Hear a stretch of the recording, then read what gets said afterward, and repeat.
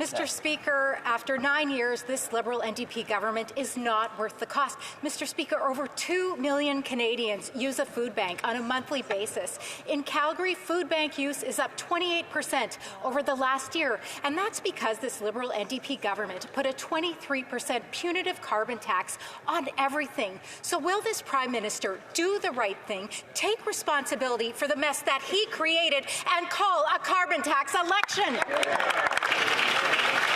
The Honourable Minister for Families, Children and Social Development. Mr. Speaker, I challenge that member to point to a single thing that the Conservatives have done to help Canadians that are struggling. And it's easy.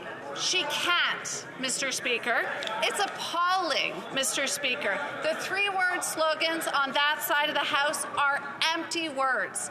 On this side of the House, we continue to make investments in things like the Canada Child Benefit, Mr. Speaker, the Canada Carbon Rebate, Mr. Speaker. On this side of the House, we'll continue fighting for Canadian families. The Honourable Member from Calgary Midnapore. Mr. Speaker, the numbers don't lie. The Calgary Food Bank paid $10,000 in carbon tax, and that was to facilitate 41,000 visits. And that's because food bank use is up 300% since 2019, the year that the Liberal-NDP government implemented their punitive carbon tax. So will the Prime Minister do the right thing, take responsibility for the mess that he created for the Canadians that he drove to the food bank, and call a carbon tax election?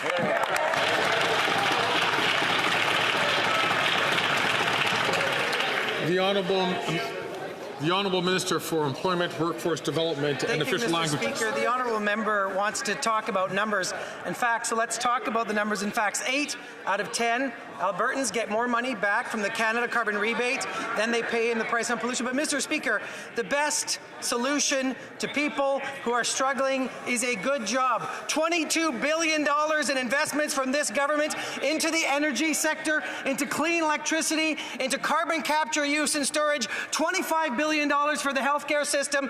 Do you know what the price for a Conservative government would be, Mr. Speaker? $20,000 per Alberta family with one kid. That's a tax nobody can afford. The Honourable Member from Portage-Lisgar. After 9 years, these NDP Liberals are simply not worth the cost. Food Banks Canada reveals a devastating truth. Over 2 million Canadians are turning to food banks. They also report that up to 25% of Canadians are living in a state of poverty. In Manitoba, food bank usage has surged by 30% in just the last year alone.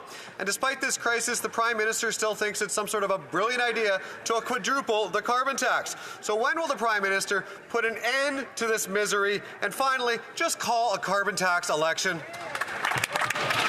The Honourable Minister for Families, Children and Social Development. Mr. Speaker, I had the opportunity recently to be in Manitoba and to announce that Manitoba has signed on to our National School Food Program.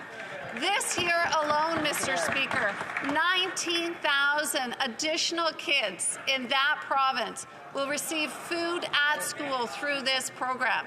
That's real children and real food, not the bureaucracy that the leader of the Conservatives would like to claim that this program is. That's the impact of the work that we're doing as we roll out this program across the country. The Honourable Member from Portage-Lisgar.